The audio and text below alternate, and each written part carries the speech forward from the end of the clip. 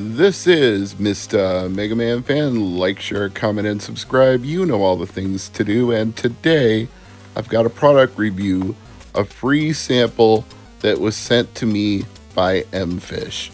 Now, because I was given the product free for the purpose of review, I will be putting this as a sponsored video. And I would also like to note that there will be links in the description. However, I will not profit from the links. I have already told them that ahead of time. They are not affiliate links that go to me. They are for their own tracking purposes. They want to know if you're interested in this product, which is why they sent it to me for review in the first place. So, if you use those Mfish links, I do not profit from it. They get tracking information from it. They get click-through rates and all those fun statistics, but it's not for me, it's for them. So what we have here is a charging block and a charging cable. And they come in very nice silver boxes. Now, appearances really don't matter. Something could come in a plain black box and be great. Something could come in a fancy gold leaf box and be junk. But I have to say, if you're going to make a product, might as well make it presentable and look nice. And I feel like that applies once I get this out of the box as well. The way the lid lifts off just smoothly flows. It feels like an analog product, and so does this manual. The way it is silver and black and folds out. There's a certain noticeable air of quality to this. Like the real English here, instead of poorly translated English from Chinese, or English as it's sometimes derisively called. This feels like some thought and care and attention was put into the product. So giving Mfish good marks for that, although it still comes down to whether the product works as advertised. But here we have what's labeled as a 140 watt charging brick. And as you can see, it's got a protective film around it, which is another one of those little things where it wouldn't matter if it didn't have it, but the fact they want to send this to you without there being fingerprints on it already just smacks of quality to me. You can see we've got multiple charging ports here, 140 watt, 100 watt, 20 watt, and a USB-A at the bottom. So got a lot of options on this charging block. It's listed as a travel charger, so theoretically you would put this in a bag and take it with you.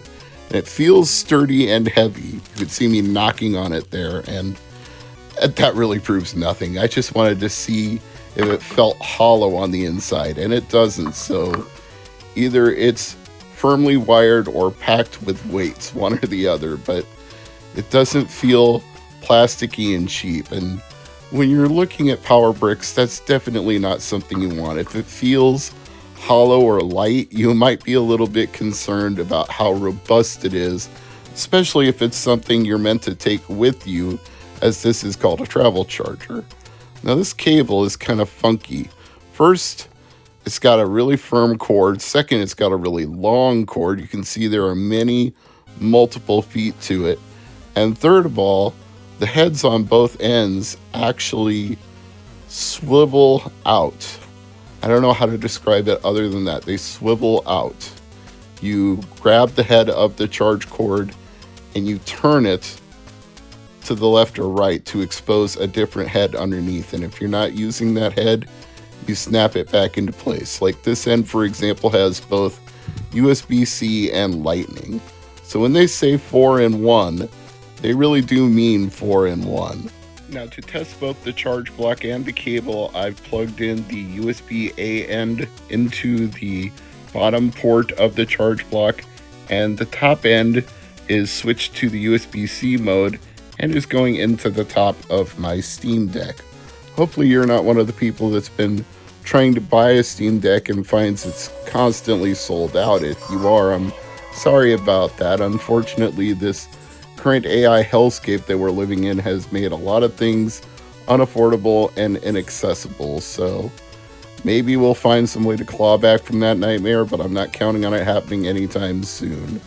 The easiest way I could think of to test this function and see how this holds up is to use the sleep timer on the Steam Deck itself. I figured if I set the Steam Deck to go off after 1 minute plugged in, that should be sufficient to prove whether or not it's actually drawing from the charge block as opposed to drawing from the internal battery, because it has different sleep timers for whether you're on the battery or whether you're plugged in. What better way to prove that it does what it says on the tin, as some of the European friends I have would say. And Z instead of Z, if you're one of those folks as well. So any second now we should be switching into sleep mode if it is drawing from it, and there we go. So that proves it's working with the Steam Deck. Now let's try it with a PS5 DualSense controller.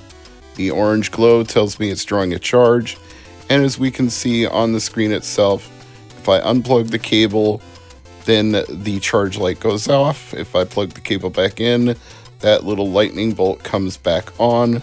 So that tells me it's charging a DualSense controller properly as well. So this charge block and this charge cable are both effective for the purpose which they're designed, and they feel very well made. The block feels sturdy, the cord feels thick, everything feels robust here. There are definitely some ways they went the extra mile as well. For example, the carrying case that they included with the charging cable, a zippered pouch. I mean, that's not something you get with most charging cables. Even if it's not premium, it feels premium, if you know what I mean. Now, that's just aesthetics, but maybe that's something that matters to you. And if you care about that, then you're going to like the fact that it comes with a carrying case for your cord that you can keep it stored away securely and feel comfortable taking it out knowing it was well kept and not tangled up. And it even has that little strap that snaps around it to hold the cord in place when it's not in use. So if cable management is something that you think about, that's a plus. Like, just in general, I'm impressed with Mfish. Now, I'm biased a little bit because I got it for free to review, but at the same time, if I like a product, I'm going to say so, and if I don't like a product, I'm going to say so.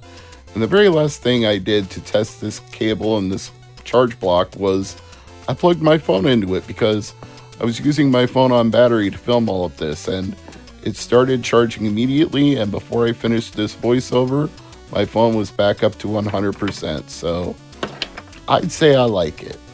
Whether you decide to get one, that's your call, but it's a fair and honest review. I think Mfish made a good cable and a good charge block here. I'm Mr. Mega Man Fan, and as always, thank you for watching.